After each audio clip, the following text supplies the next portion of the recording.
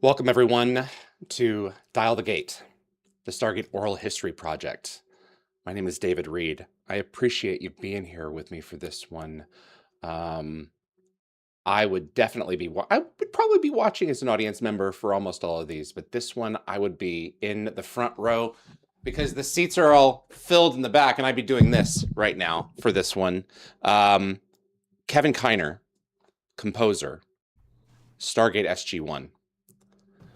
Hello. Welcome, sir. It's so good to see you. How are you?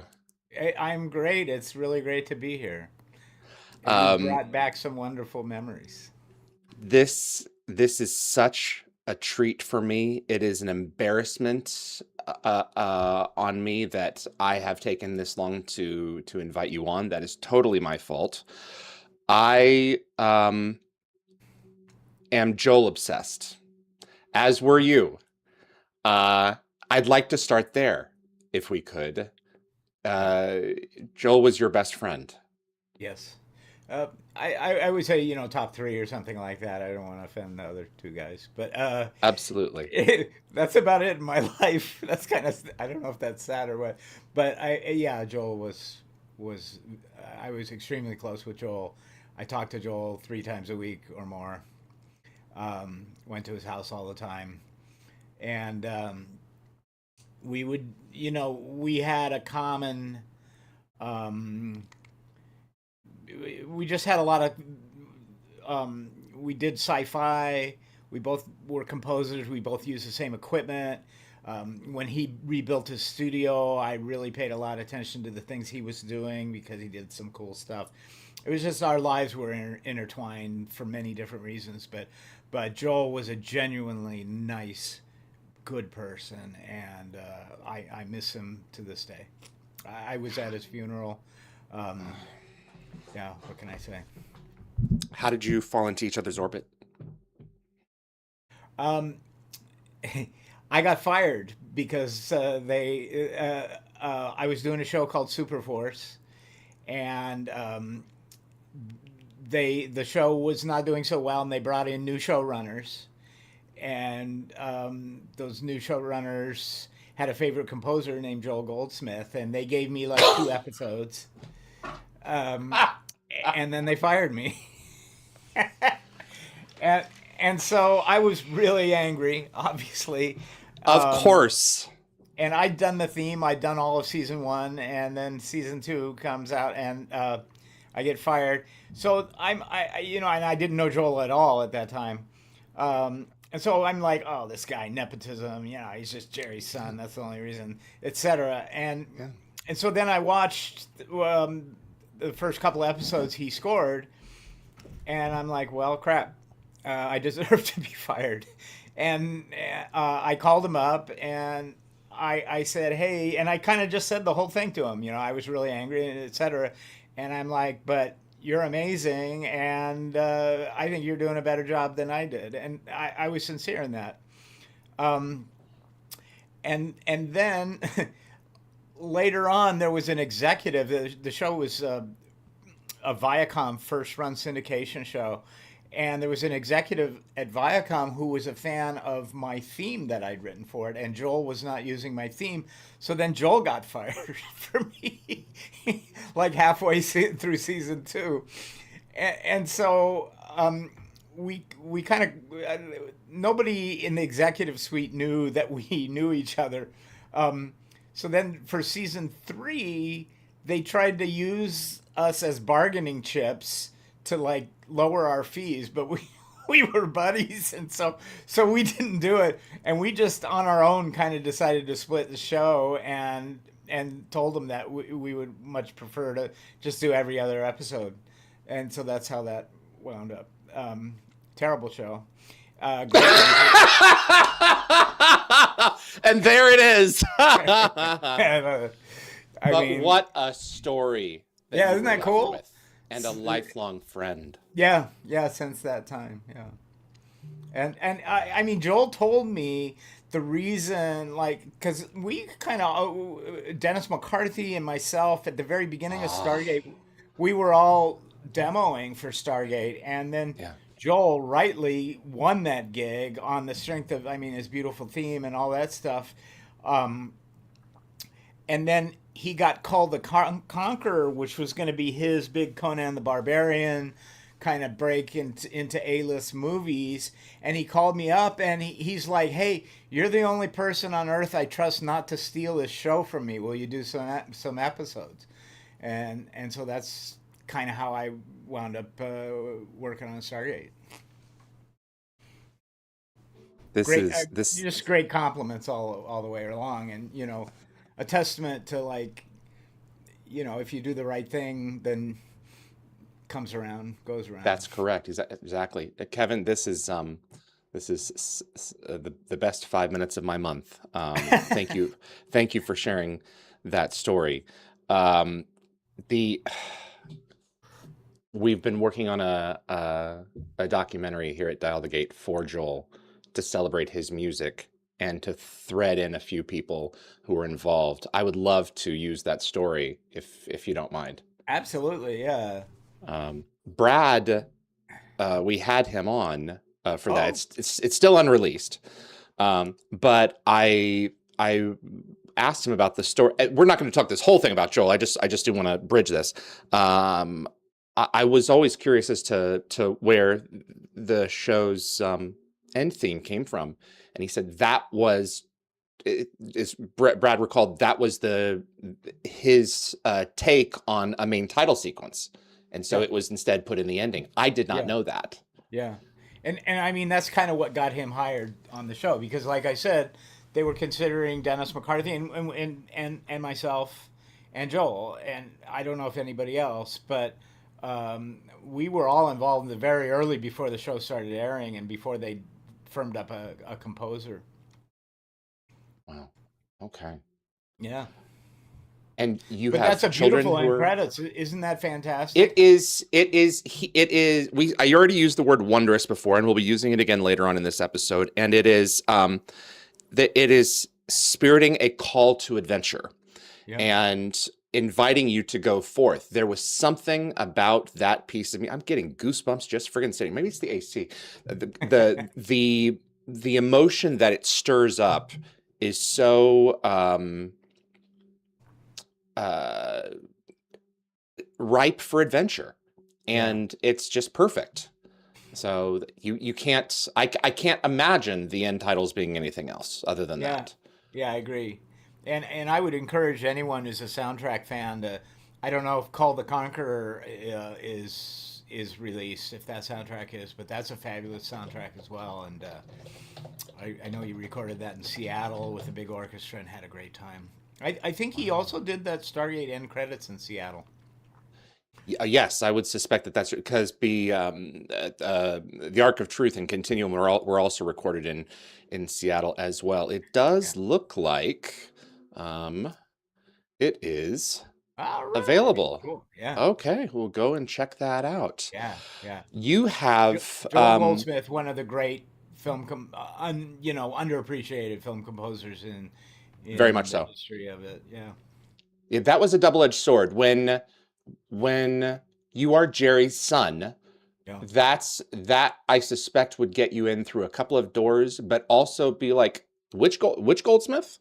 Um, Yeah, and yeah, and people start just naturally thinking, well, he doesn't really deserve it. Jerry just got him in. But if anything, it was the opposite. Jerry was a cantankerous guy, and he did not favor Joel in a way that was unfair ever.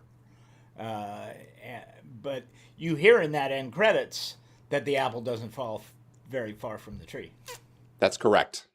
Yeah, no, there's in so many ways I prefer in so many ways Joel's music to Jerry's, and I love Jerry's music. So Yeah, yeah, your boys are both professional music. Are they both professional composers, or is just yeah. one?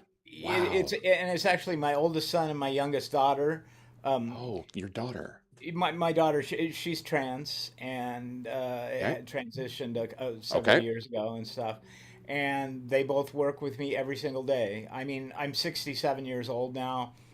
Um, and I do put in like 70 hours weeks every once in a while, but I don't really care to do that often. And they really lighten the load for me.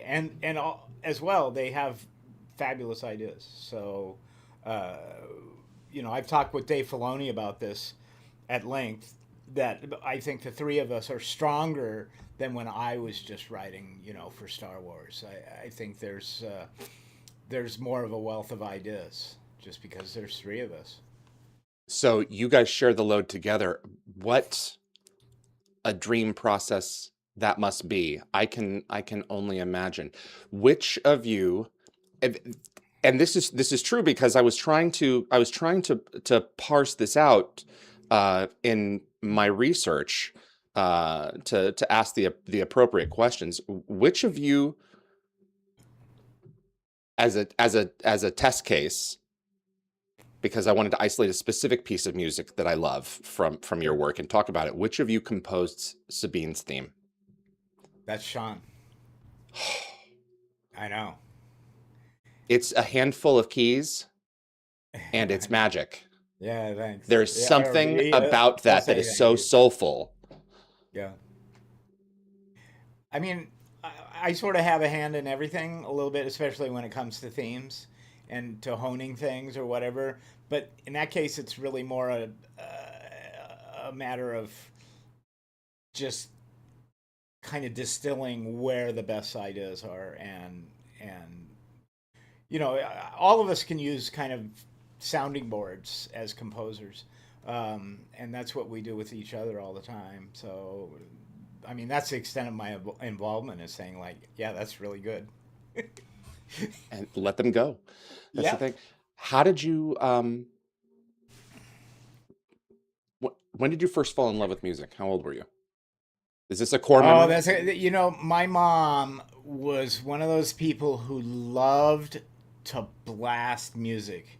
We had a car that had an 8-track tape player, and we would drive up to the beach in this car, and she would put in Nancy Sinatra, and I don't know how many times I listened to These Boots Are Made for Walking at like 120 decibels driving to the beach, but it was fun as hell. And I mean, that was, when you hear music really loud, sometimes it gets into you and stuff. And she just loved to do that. And yeah, and she was responsible for getting me guitar lessons and um, all that. So yeah, that I would say that's where it started. How does that lead That's a to really cool. I've never told that story before. These boots are made for walking? Yeah, I mean, as a serious film composer, that's usually something. It has to start somewhere though. I I'm mean, influenced by the early Kurosawa movies and oh God, Japanese Akira music. Kurosawa. But There. I forget, what was the name of the guy who scored those? He's really good. Let's get it for the record here. Um, but he was also really good. But. Composer, that would be Masaru Sato. Okay. Yeah, I don't Yes, know him. and Fumio Hayasaka. Okay. So yeah, so early career and mid career. So um, there is like I'll never forget being stuck. My folks got a CD player in a car finally in like 1993 or whatever, and my dad had one CD and it was a Supertramp CD, and we Oh listened to wow. that CD on loop from St. Louis to Dallas and Arkansas and back. And I could not get that music out of my head, but I also never wanted to hear it again. And it's symphonically those little things that stick with you as a child that come into your adulthood. And now I have that music wherever I go.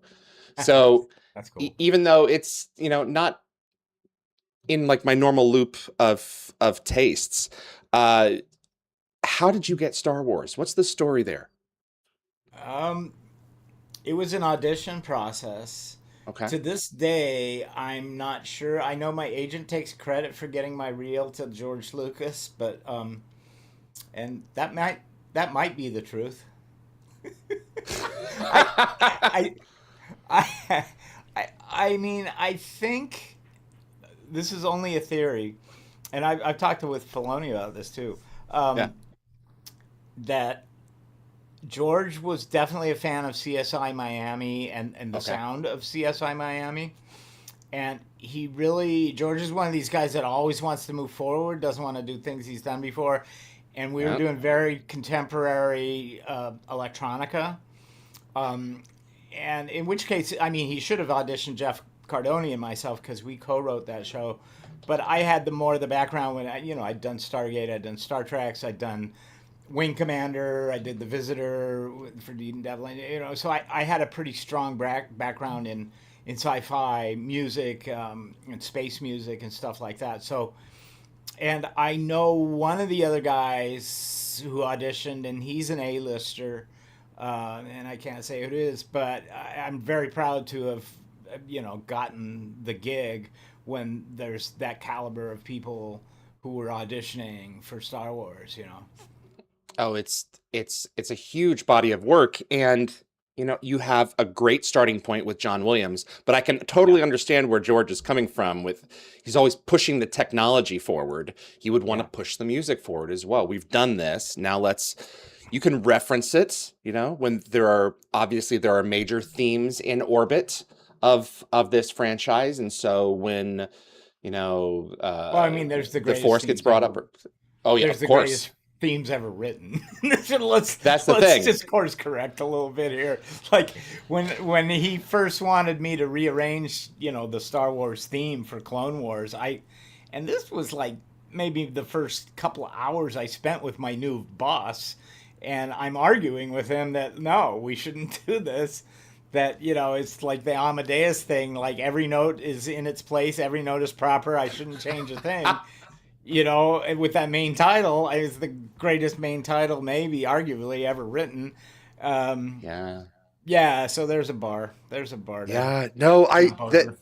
well, everyone has to remember before Clone Wars, there wasn't really any kind of alternate opening Star Wars theme. And Yeah. the I remember the Warner Brothers title coming up in the theater a long time ago in a galaxy far, far away, and then it cuts to the Clone Wars. It's dun da da da da da da da da da, and I'm thinking to myself, this is not right. This It is this is wasn't. very different. But I got used to by season 7. I mean, it was like this Yeah. is Clone Wars. I mean, this is that Yeah. was that show's identity, and I can Yeah. see why Dave was pushing that. That makes total sense. You, But well, I yeah. mean, well, I mean, it's George was pushing it, not Dave. Oh, George was okay. Yeah, yeah, it was George in that particular instance, just in the main title in terms of that. Um, I also, to this day, that is my least favorite thing I've done in the Star Wars universe is rearrange the main title. I think that I didn't ruin it, and I think that's the best you could possibly hope for, given what the what the drill was, what George told me to go do, and I mean, I even threw it out there to other composers and asked them if they had any ideas, and I would share credit with them, and nobody came up with anything worth a crap. It's a really, really tall order. I am super proud of the piece of music that comes right after that, which I call a Galaxy Divided, and that's the like once the announcer says war, in that old Yes, timey voice and stuff, and that's a da da da da da da da da, and that one I really I'm proud of that. I love the. I mean, I love most of them, but I really love the Bad Batch. There is Yeah, a lot something of people about do. that that Yeah. is just so. I think was always fascinated by the uh the clone builders. I'm forgetting their name right now, but you brought that race to life, and Oh yeah. those few What is it? characters The is skinny just ones. that's it. That those few characters, they're the Kaminoans. They're Oh yeah, those Camino. characters. The clones are just it's a great series, and Yeah. anyone who loves Star Wars, if they've not given the animated shows a chance, particularly Bad Batch, and Yeah. particularly the last few years of Clone Wars. I would start at the beginning, but there's something really there, man. Yeah. And it's Star Wars for this generation. You know, we didn't grow up on that, but that it's there. It's for them, and it's theirs, and it works. Do you know Bradley Baker does all 5 voices, right? Which Yes, is sir. yeah, no. Yeah. And Extraordinary. He also does Eagly for Peacemaker. Wow, So, I man, mean, he's like, he's the Mel Blanc of our era. that's wild. Yeah, That is yeah. wild. He can just do any frickin' thing. Yeah, I sat next to him at a rap party at a dinner, and we talked for a very very long time, and I flattered myself that like how this is sort of the equivalent of like Mel Blanc and Carl Stalling hanging out, you know. um, I I want to talk about one Stargate episode in particular and kind of hang the rest on it. You can post 24 shows. Um, in season 1, the mythology really kicks into high gear in an episode called "The Torment of Tantalus," and I sent this I sent this to you a few days ago. Um, there is it's got a kind of for obvious reasons a 40s vibe to it, 30s 40s vibe, Yeah, on the Earth side with the past, yeah. and then it goes into orbit with this wondrous motif, when we're kind of handed the keys to the universe and we get to All the open up the molecules hood and stuff. of these civilizations with the molecules. Yeah. Can you talk a little about creating music for Stargate and for that episode? Yeah, that I do remember. I mean that was that episode in particular was directed by Jonathan Glassner, right? Correct. And he went on to hire me to do Invisible Man, which he was a showrunner on that. On the strength of that, which was really a great compliment. Yeah.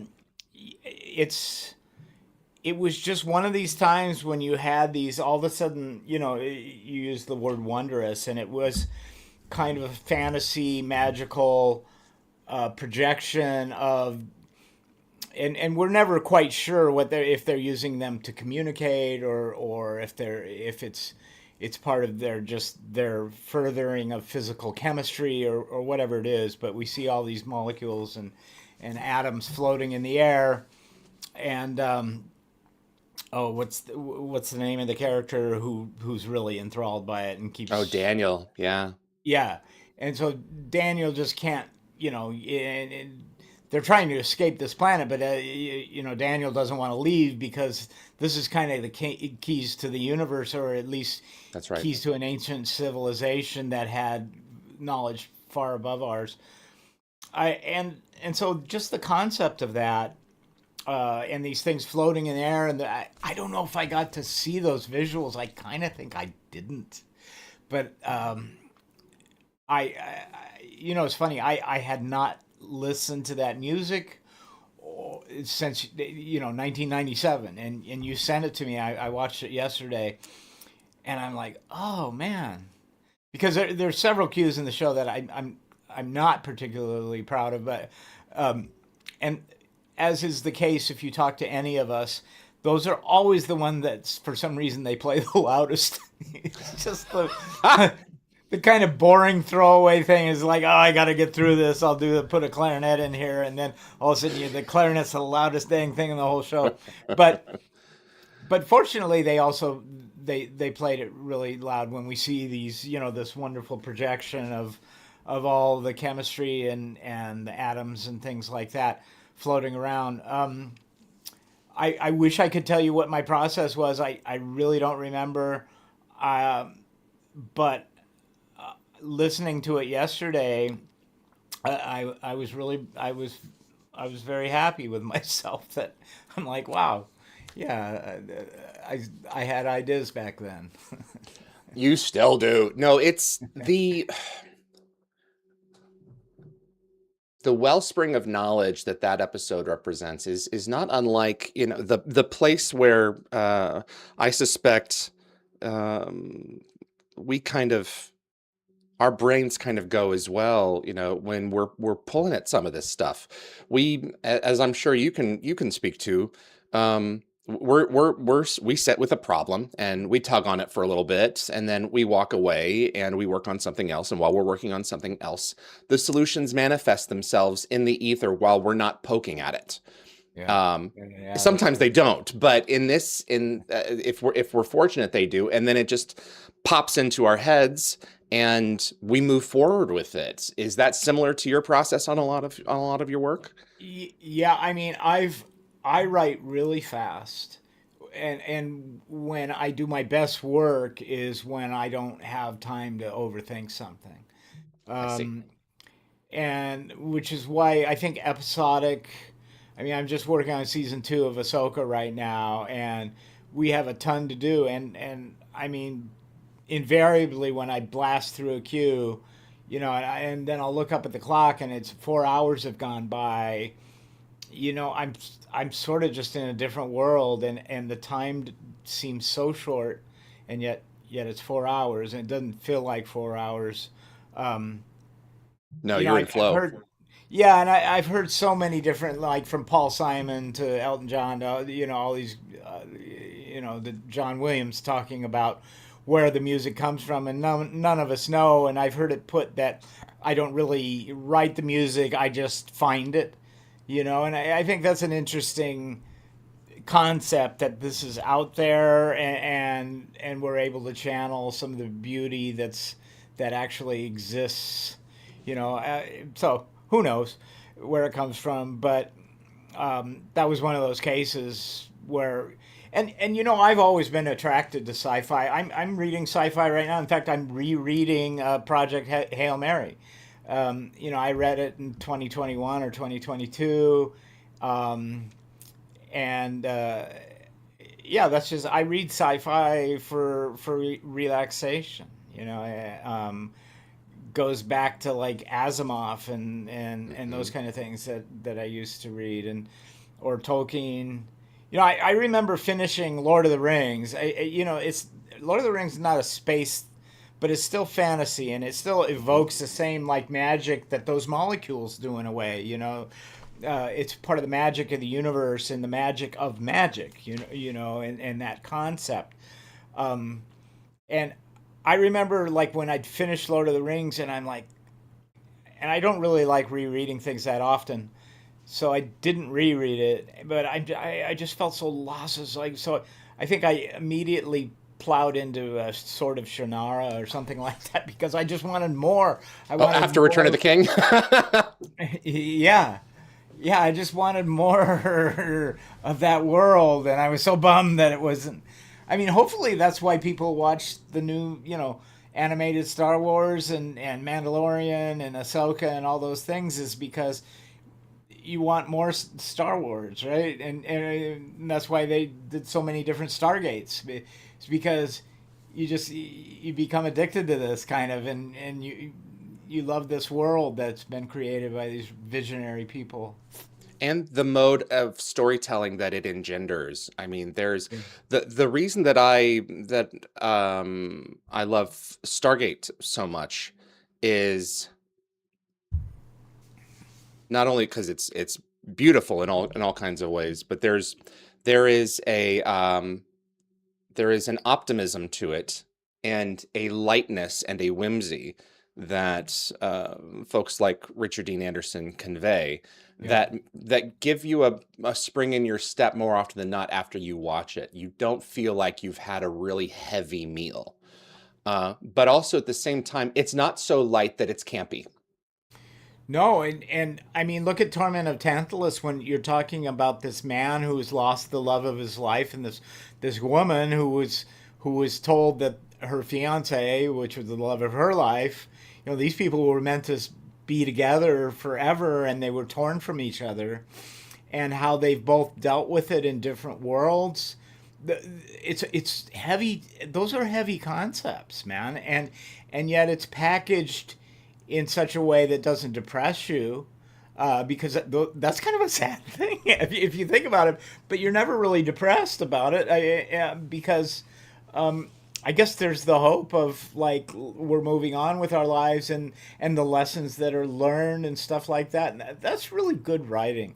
When Hmm. when you're not just filling up the page with a bunch of action and spaceships and lightsabers and Dave Filoni talks about this all the time is about his stories are about we all have the ability to either do good or to do bad, and we're put into situations where sometimes you know we want to have the end justify the means, where we have to do something bad in order to achieve a good thing.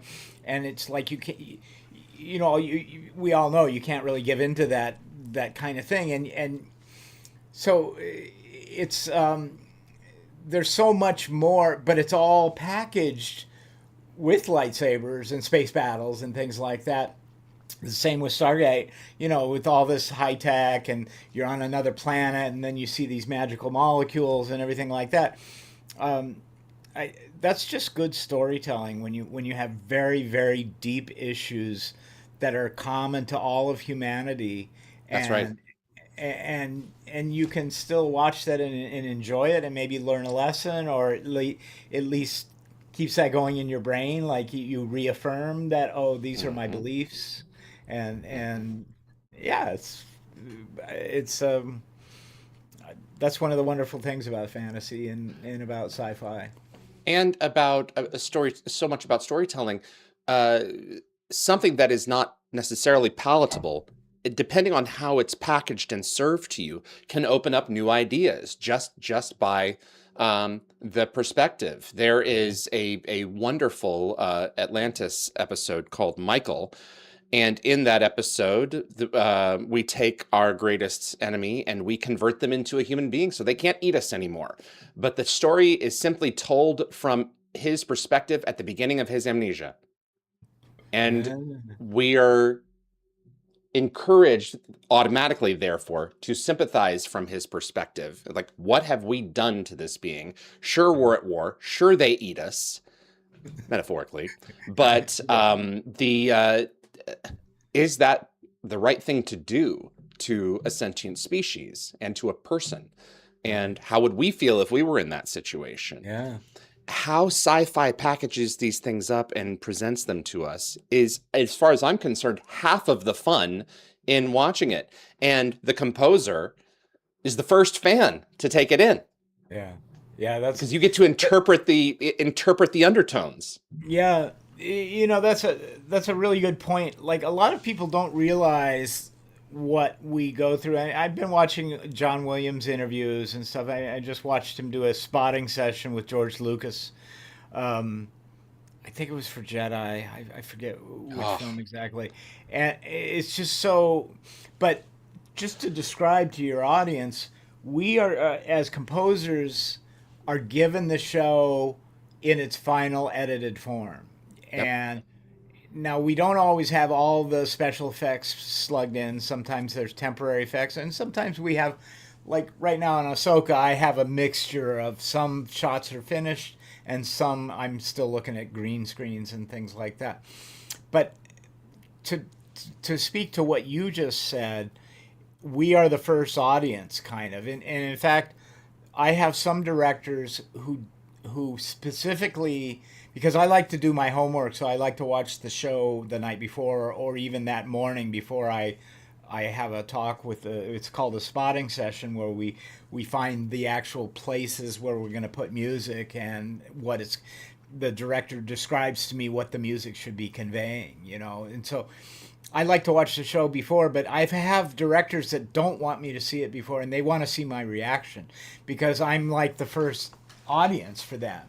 So they want to see if I'm confused by story points, and they want to see if, like, oh, do I get goosebumps when these things happen, all that kind of stuff. Um, but really, my job is to take the emotions I am feeling when I watch that episode and put them into musical form, so Hmm. that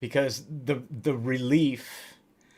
He That's must, right. I mean, if I was the director or the producer, and it's like this epic thing. It's like, and you were entrusting this young English kid, which God knows why they did that. I mean, I think he did something called the Young Americans that they really liked that score.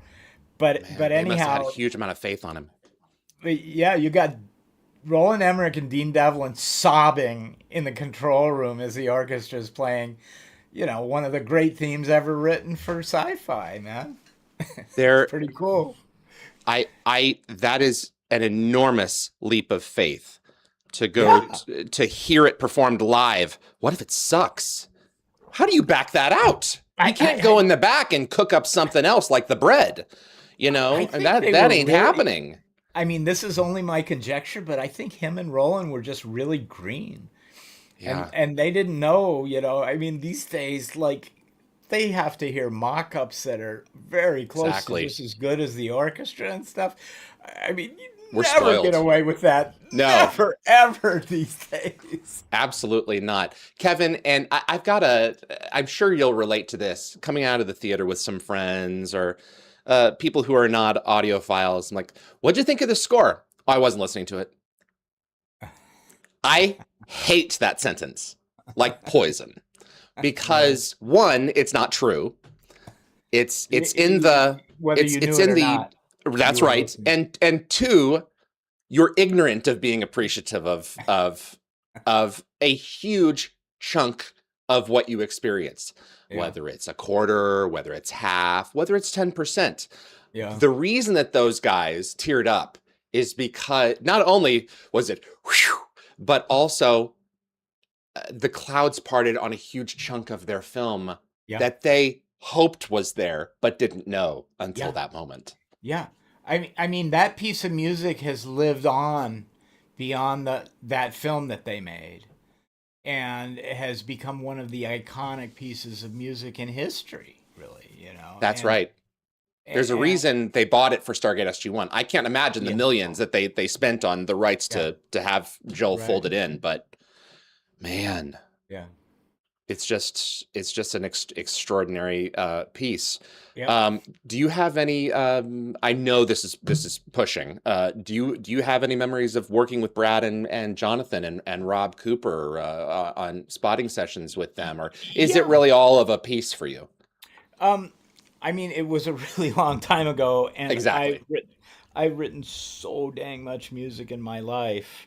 Um, but I do remember spotting sessions. They were all over the phone because they were in Vancouver and I'm down here near Los Angeles.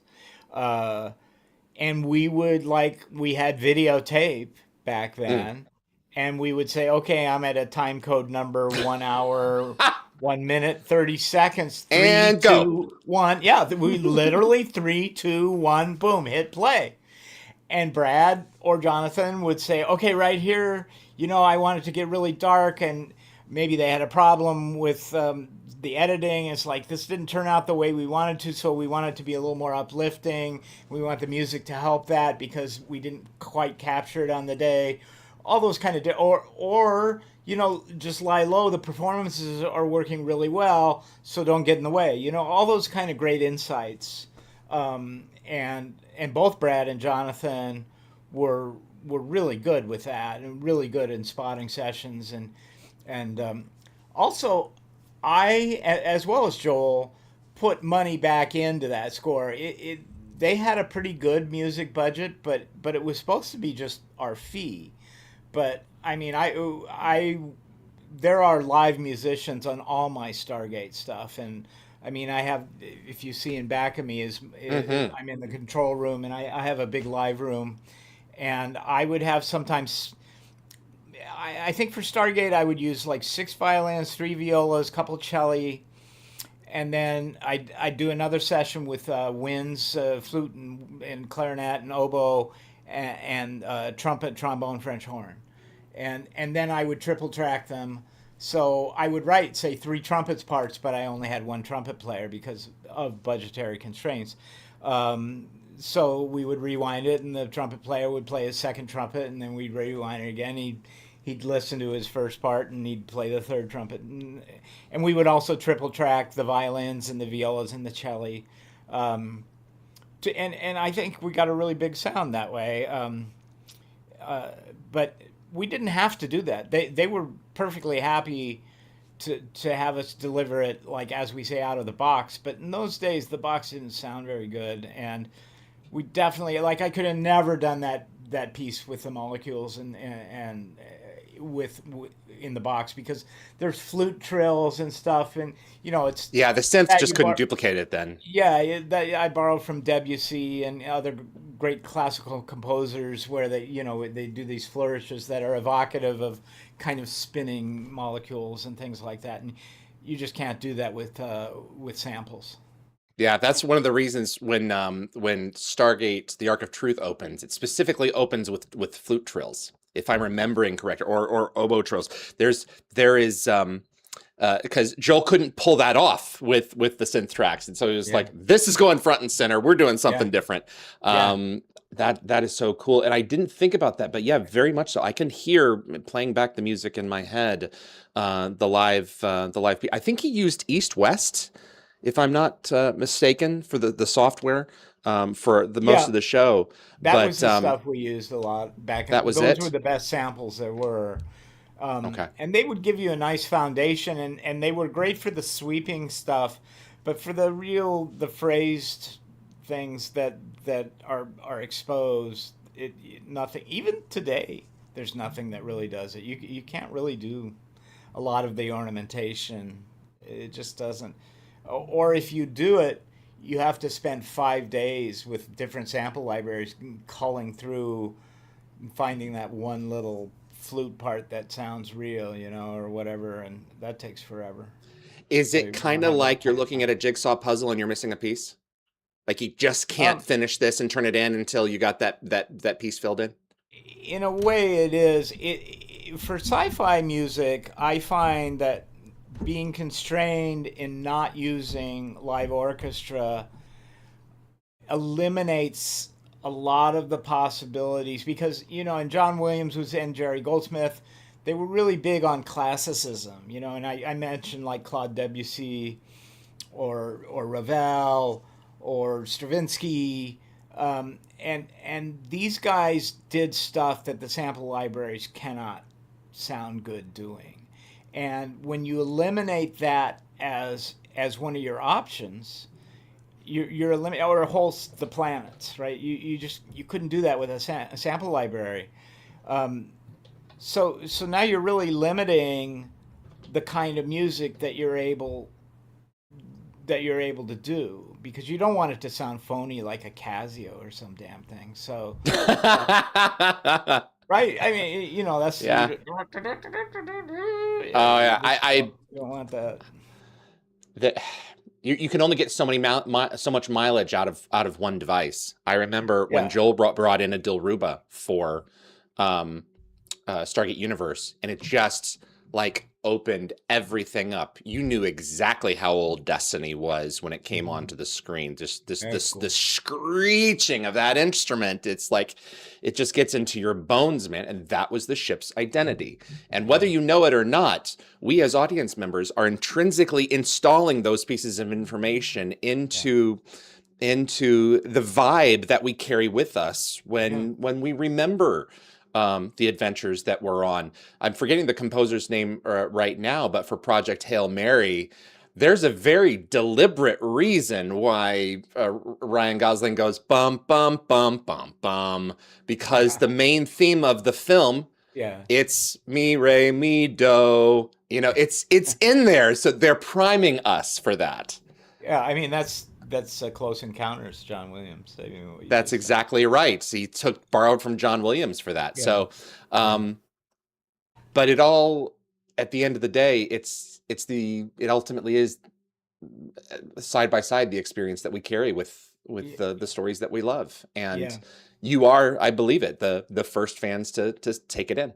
yeah, yeah, and yeah, I think it's really important to be a fan uh, working in this milieu, because again, it has to come from the heart, and if you're just doing it as a gig, I mean, that's fine. We're all professionals and we're able to pull a lot of interesting things off. But it's something different when, I mean, like I said, I grew up on Ray Bradbury and Isaac Asimov, and you want to talk about great moralists and great storytellers and people, that's where that all started. Like there's lessons for us to learn in these fantasy stories, and in a way it's kind of in the fact that it transports you to a different universe that we all know is not real. That way you get out of the like your local politics or your local any things that are bothering those things are because now we're in a fantasy world, so the real world doesn't get in the way of the life lessons that these guys can teach. Yeah, you paint one guy white on one side and Oh my God, my and black on favorite the other, episode. and I Oh mean, my it's God. like you're it's Frank obvious, Gorshin, but right? that's right. It goes right over the network's heads in some cases. But it's just Did it go over the network's head? I Did they not it's know? I Is forget there what a it was, but story? for the 30th anniversary of Star Trek, I forget who it was who had the quote, but the host who's on stage at that point says, the message went right over the network's heads, but the audience knew exactly what they were talking about, Yeah, yeah. and I'm sure that the networks knew, but it's Well, it they're depends getting on the who point it across is. without the censor striking it, Yeah, yeah. and that's the great Yeah. thing about it. Oh, that's true. Yeah, yeah, because that's a sensitive subject, isn't it? Especially back then. Of course, absolutely. Yeah, yeah, Matt 4812 wants to know, when you get a long-term gig like Doom Patrol or Titans, instead of an occasional episode, is there pressure from the people who are running it to make motifs for the show that recur and develop, or is that generally left up to the composer to decide? yeah. I in Great question, Matt. both of those. Yeah, thank you.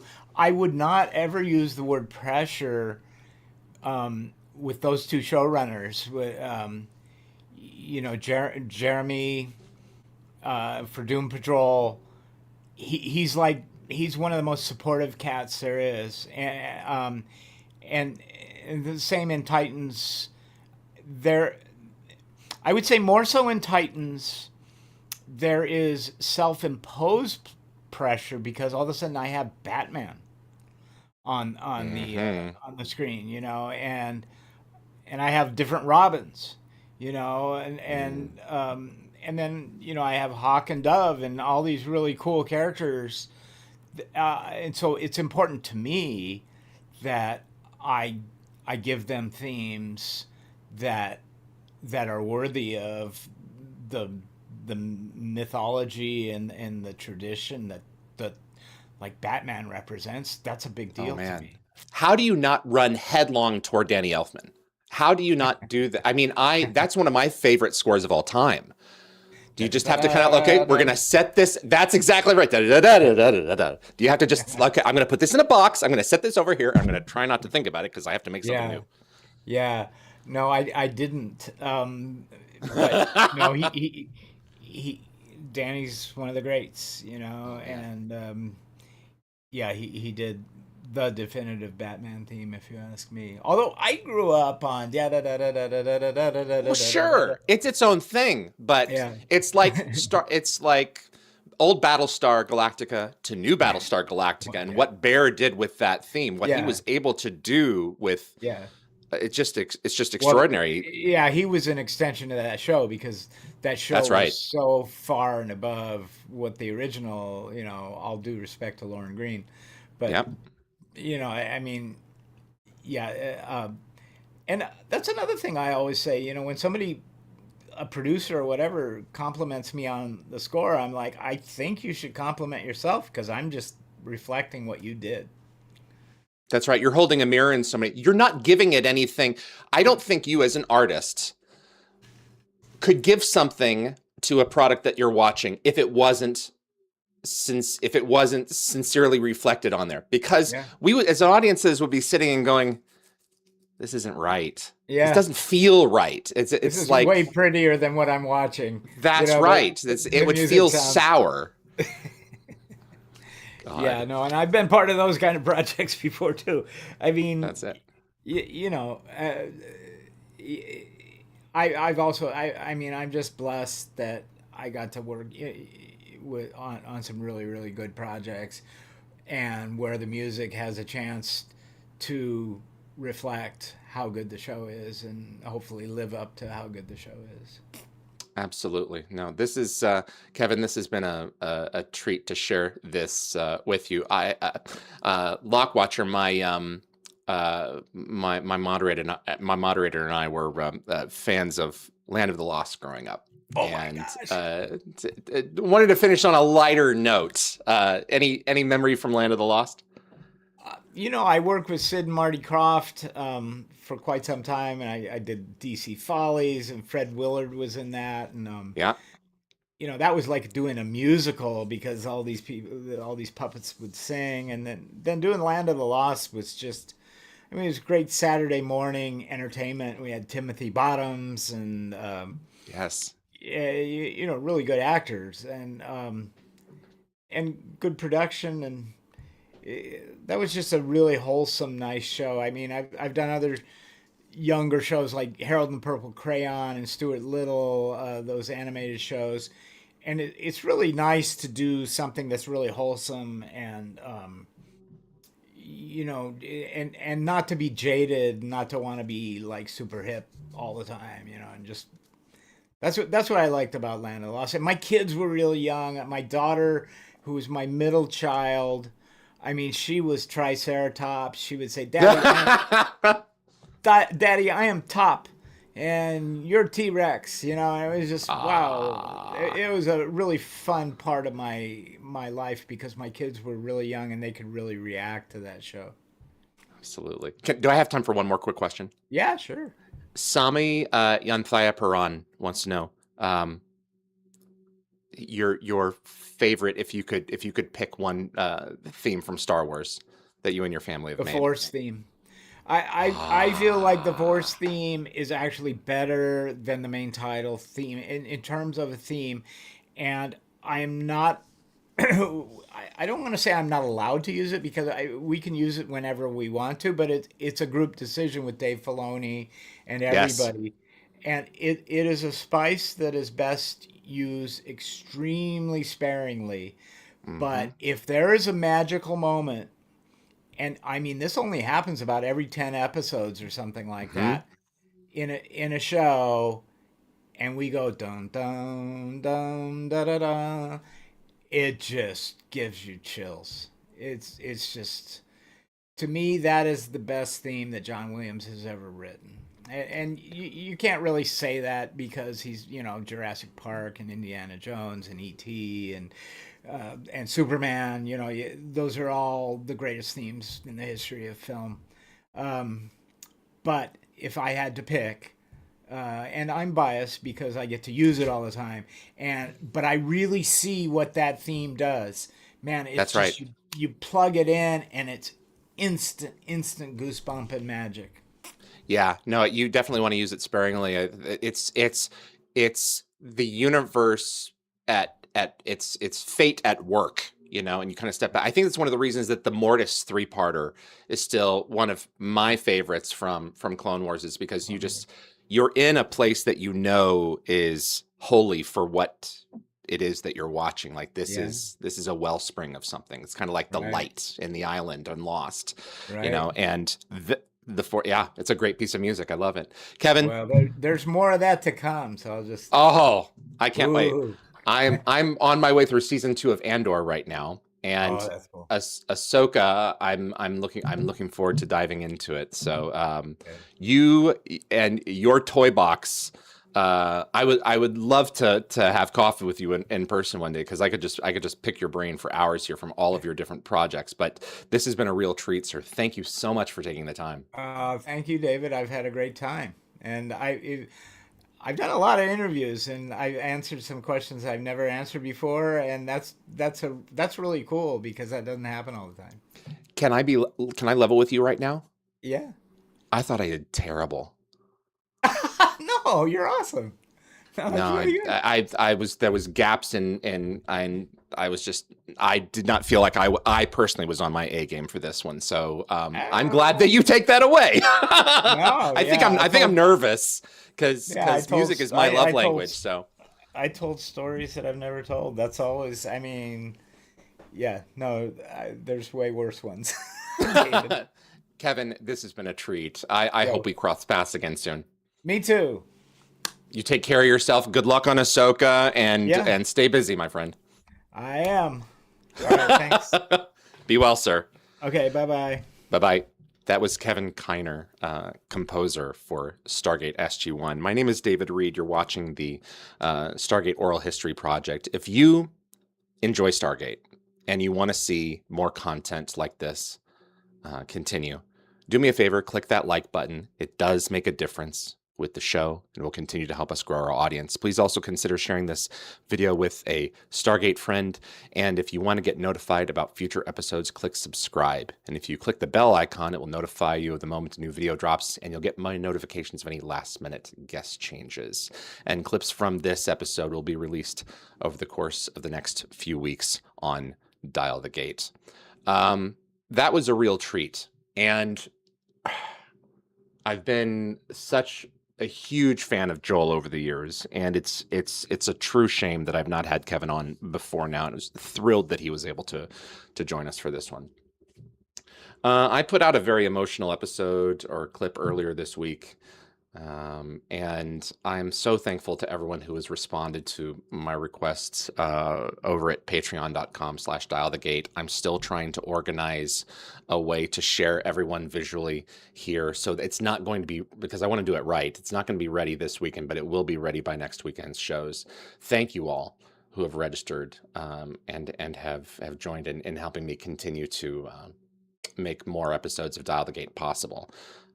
It means a great deal. This Sunday, we have a lot heading your way. We're going to, let me pull up the right button here if I can find it. There we go. We're going to be releasing Stargate Worlds Part 3 with creative director Christopher Klug. That's actually going to be in the Sunday. It says coming soon here. I will fix that, but I haven't decided on exactly when on Sunday I'm going to be releasing that episode because I've been finishing editing it. Earlier this week, we released the story of Stargate Worlds. Tori Higginson did the narration on a 9-minute piece that shows the arc of the game story that the Stargate Worlds MMORPG would have been. And you can go and check that out now. It's something that I'm really proud of, and huge thanks to Christopher Klug for making that available. We actually discussed that in that episode, and now it's a 2-hour discussion with Christopher, and it's like, where do I put this? And it was like, well, let's just do its own thing and let Tori just sail. And she did a great job with that. So the second really piece of that is going to be hanging with the discussion with Christopher this coming Sunday. And he's going to go into a lot of the Stargate lore and its themes of friendship and sacrifice and how that was going to fold into the magic that was the Stargate Worlds story, and a little game design and theory and how everything works. So if you're a gamer as well, you'll find it very interesting. Then we're going to be bringing Wormhole Extremists back for Avalon Part 1 and the Siege Part 3 on the 26th Sunday at 1 p.m. Pacific time. Whoops. But then we will be bringing on Eric Steinberg, who played Natan in Stargate SG-1 at 3 p.m. Pacific time this coming Sunday. And I'm also proud to announce Mario as a Party is returning with Michael Greenberg, so director and writer executive producer, respectively, on May the 2nd at 11 a.m. Pacific time. So I'm really excited about that one. We've been wanting to have Mario back for a while now, and Michael and I were talking, and Michael was like, I would love to talk with him. Well, you know what? Let's reach out and see if he's interested. And he is. So really appreciate you tuning in. This means the world to me that Kevin joined us for this episode. And that's what I've got for you guys. My tremendous thanks to Enigma and to Anthony for making this episode possible. I also appreciate Lockwatcher for sticking around as well. And thank you for being with us live. My name is David Reed for Dial the Gates. I appreciate you watching, and I will see you on the other side.